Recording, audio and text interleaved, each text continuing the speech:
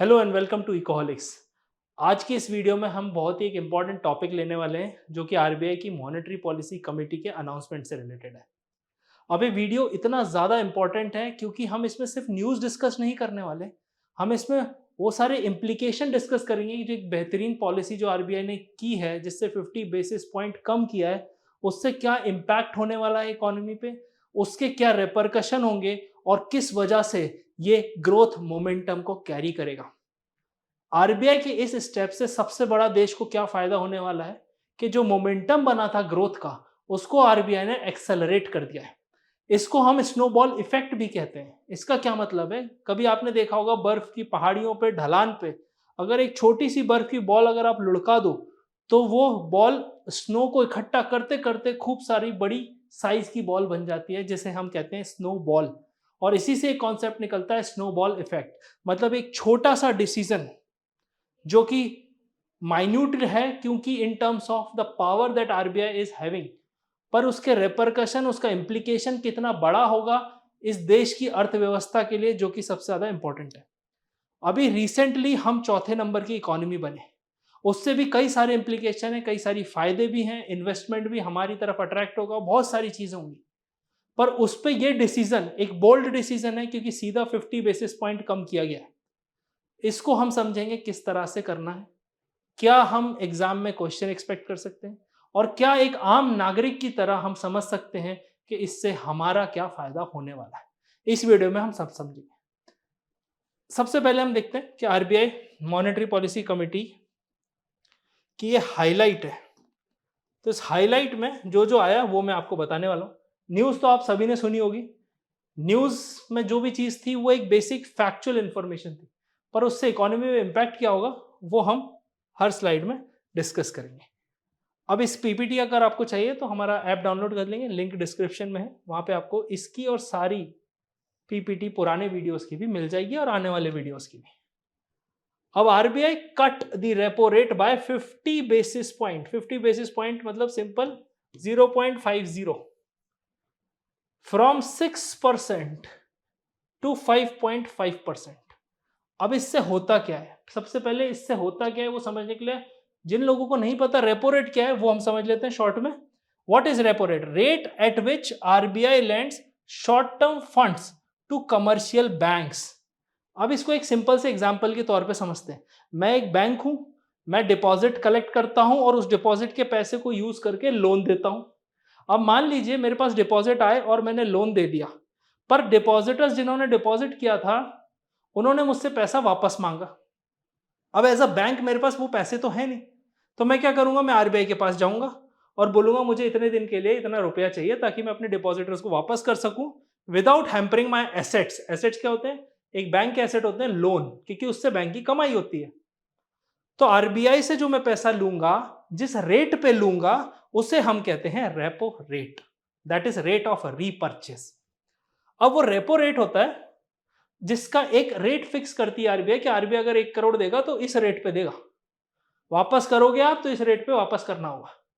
इसका क्या मतलब है? पहले 6% में मिलता है, 5.5 पे मिलता है, मतलब सस्ता हो गया बैंकों के लिए। जब बैंकों के लिए सस्ता हो गया बोरोइंग, तो बैंक जो अपने कमर्शियल यूज है, जो लोन देते हैं, जैसे two wheeler loan, house loan, commercial loan, business loan, infrastructure loan, 50 तरीके के लोन, उस सब की भी कॉस्ट कम हो जाएगी। तो जो कॉस्ट ऑफ बोरोइंग है कंज्यूमर के पर्सपेक्टिव से वो डाउन हो जाएगी। और जिनका लोन पहले से चल रहा है, फ्लेक्सिबल इंटरेस्ट सभी के उसमें लोन में रहता है, वो भी रिड्यूस हो जाएगा। अब ईएमआई तो रिड्यूस होती नहीं है, पर जो टेन्योर है वो एडजस्ट हो जाता है लोन का। अब ये क्या है? ये है की मॉनेटरी पॉलिसी टूल। आरबीआई के हाथ में बहुत सारे टूल्स होते हैं, पर ये सबसे ज्यादा इंपॉर्टेंट है। ये 3 चीजों को रेगुलेट करता है: liquidity, inflation and growth. Liquidity मतलब मार्केट में कितना पैसा है, एक मार्केट में, इकोनॉमी में कितना कैश फ्लो है। इन्फ्लेशन, प्राइस के, कमोडिटी के प्राइसेस। और ग्रोथ, जिससे एक्सेलरेट और डिसेलरेट होती हैं चीजें। अब ये टूल का मतलब क्या है? जैसे एक आर्मी का जवान होता है, उसके पास हर तरीके के टूल होते हैं दुश्मन से लड़ने के लिए, वैसे ही आरबीआई के पास मॉनेटरी पॉलिसी के अंदर टूल होते हैं बहुत सारे, जिसमें से रेपो रेट एक टूल है। जिसका यूज करके इकोनॉमी को बूस्ट दिया है। अब यहां समझते हैं कि वाई रेपो रेट मैटर्स। इन रेपो रेट का क्या मैटर करता है, क्यों होते हैं, और इकोनॉमी में क्या होने वाला है। ये रिलेशनशिप चार्ट है, आप इसको देखेंगे। रेपो रेट कम हुआ, ठीक है, उससे क्या हुआ, लोन सस्ते हो गए, चीपर लोन्स। फिर बोरोइंग बढ़ी, और बोरोइंग बढ़ेगी तो बोरो आदमी करके खाएगा तो नहीं, पर्सनल लोन तो नहीं मिलते। मेजर लोन तो बड़े बड़े ही होते हैं, पर्सनल लोन आदमी 1-2 करोड़ के तो लेता नहीं है कि भाई मेरे को इधर जाना उधर जाना तो मैंने ट्रिप के लिए उड़ा दिया या कंज्यूम कर लिया। वो बहुत रेयर होता है, बहुत लेस परसेंटेज में होता है। जब भी बोरोइंग होती है तो इन्वेस्टमेंट होता है, घर खरीदा जाता है, गाड़ी खरीदी जाती है, किसी जगह इन्वेस्ट किया जाता है, स्टॉक्स खरीदे जाते हैं, एक्सेट्रा। तो इससे ये चीज़ बढ़ेगी। सेम है, रेपो रेट बढ़ाने से क्या होता है, क्रेडिट महंगा हो जाता है और डिमांड उससे कम हो जाती है। इन्फ्लेशन को कंट्रोल करने में ये काम आता है। तो जब भी इन्फ्लेशन हाई होगा, अभी रेपो रेट हम डाउन हो रहा है, नीचे हो रहा है, इसका क्या मतलब है कि इन्फ्लेशन हमारे कंट्रोल में है। इसीलिए आरबीआई ये चीज करे जा रहा है।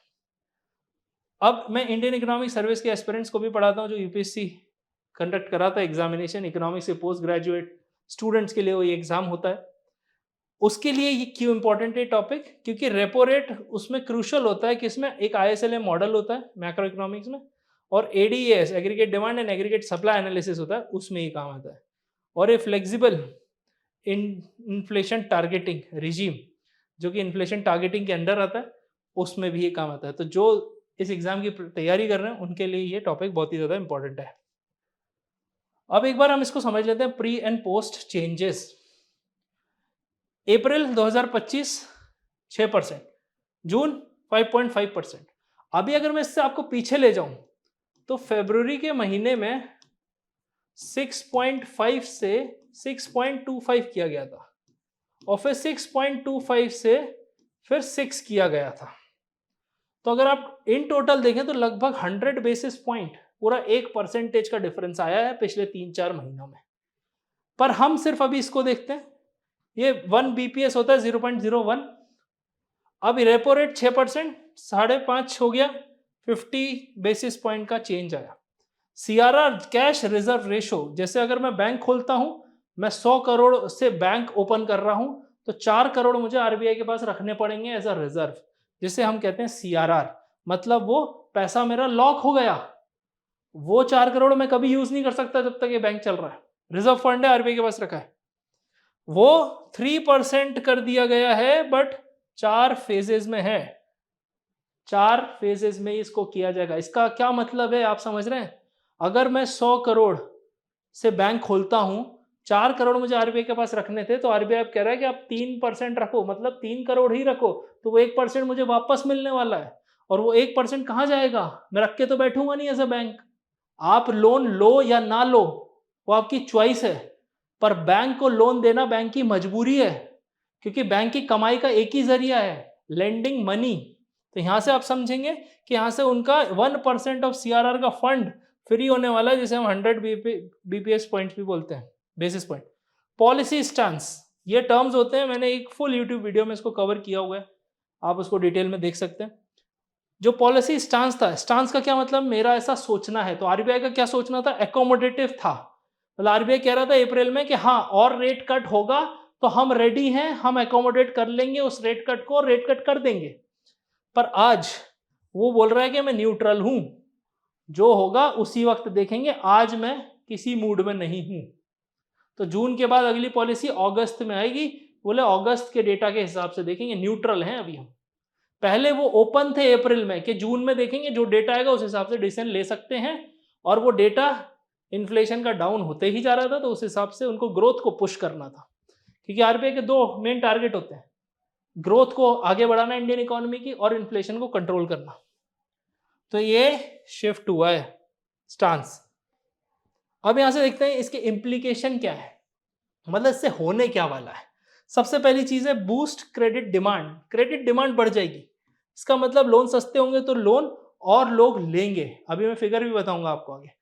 अब वो लोन लेने से क्या फायदा होगा, जब इंसान कोई चीज खरीदेगा, मान लीजिए आपको 4 व्हीलर खरीदना है, आपको लोन सस्ता हुआ, आपकी ईएमआई कम बनेगी, आप कार लेने का सोच रहे थे 4-6 महीने बाद, आप सोचोगे आज ही ले लेता हूं, तो कार की भी सेल होगी, कार की सेल से इकोनॉमी में पैसा आएगा, सरकार को जीएसटी मिलेगा, फिर उस कंपनी की सेल होने से एम्प्लॉयमेंट बढ़ेगा, आपको कार मिलेगी तो और भी चीजों का एम्प्लॉयमेंट जनरेट होगा, आपकी ट्रांसपोर्टेशन ईजी होगा। तो ये बहुत सारे जो मेजर शिफ्ट्स हैं वो देखने को मिलेंगे। तो यहां से आप देख सकते हैं कि क्रेडिट डिमांड बढ़ेगी जिससे कि प्राइवेट इन्वेस्टमेंट को एनकरेजमेंट मिलेगा। नेक्स्ट है ये जीडीपी ग्रोथ को सपोर्ट करेगा। जो जीडीपी ग्रोथ 6.5% बताई गई थी FY 25-26 में, वो बढ़ सकती है या उसी ग्रोथ को मेंटेन करने के लिए ये रेट हेल्प करेगा। तीसरा पॉइंट है एनहांसेस लिक्विडिटी, मार्केट में पैसा आएगा, जैसे सीआरआर कम हुआ तो वो आरबीआई से बैंक के पास आएगा, बैंक लोन देगा तो मार्केट में पैसा आ गया, लिक्विडिटी बढ़ जाएगी बैंकिंग सिस्टम के अंदर।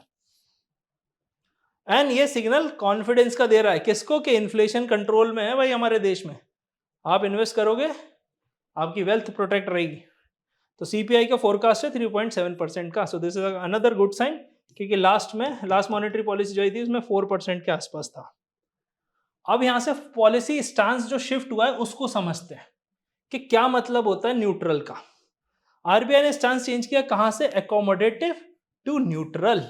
ऐसे और भी स्टांस होते हैं जैसे हॉकिश है, तो वो उसका मैंने पूरा एक वीडियो में कवर किया हुआ है। Earlier the focus was on supporting growth through rate cuts, तो दैट इज अकोमोडेटिव, मतलब ग्रोथ को जरूरत होगी तो हम और रेट कट करेंगे और उससे इकोनॉमी को बूस्ट दिलवाने की कोशिश करेंगे।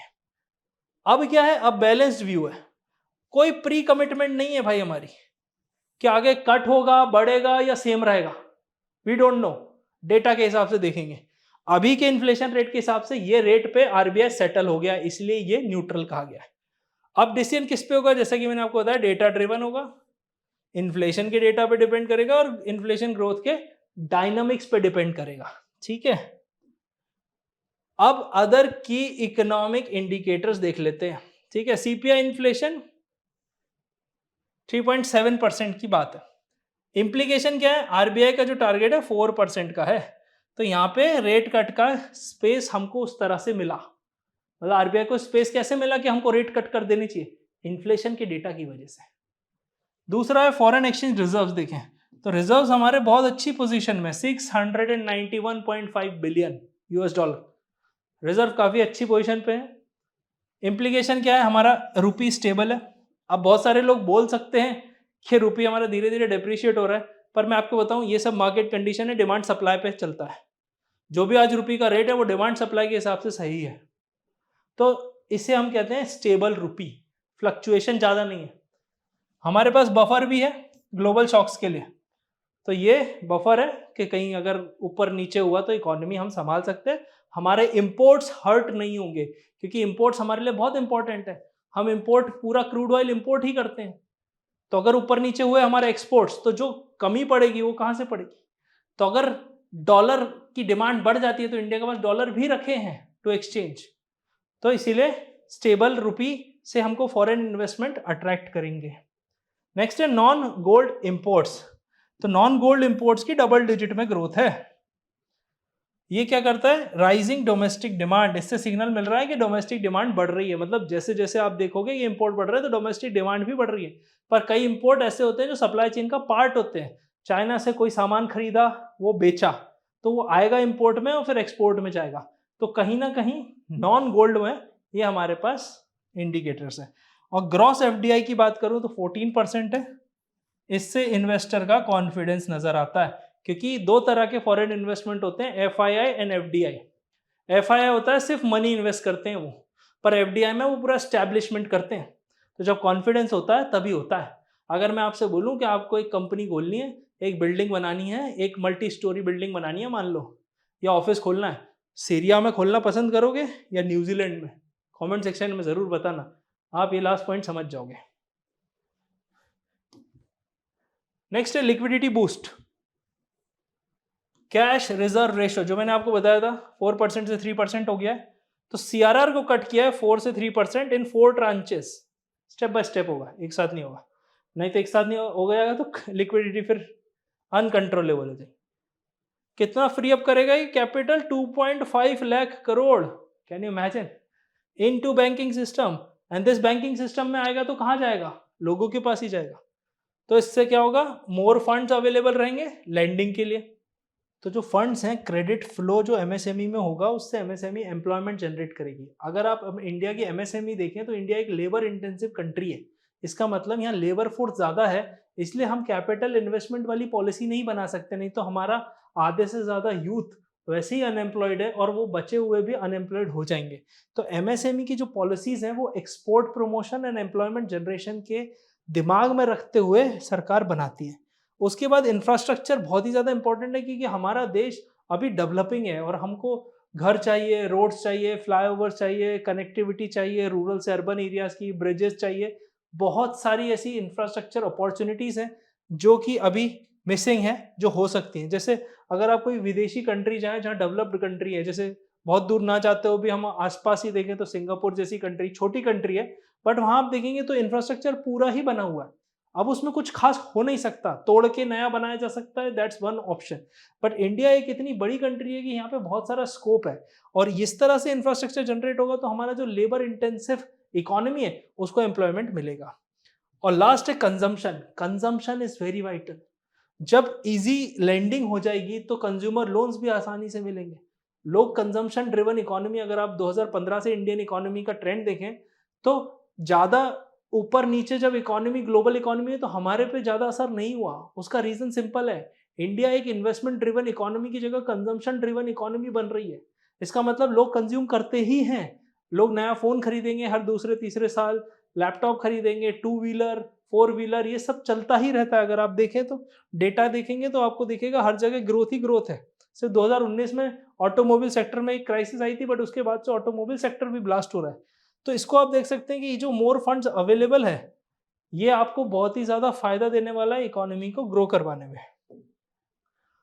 अब हम क्वार्टरली जीडीपी की बात कर लेते हैं। क्वार्टरली जीडीपी ग्रोथ जो कि फाइनेंशियल ईयर 26 की है, मतलब 25-26, ये आप क्वार्टरली चीज़ें देख सकते हैं कि कैसे लगभग एक ही रेंज में, जो 6.5 का एक रेंज दिया हुआ है उसी के हिसाब से तो स्टेबल ग्रोथ आउटलुक का है। इसका मतलब अगर रेट कट नहीं करते तो शायद ही ग्रोथ डिप हो जाती, इसलिए रेट कट वेल टाइम्ड है।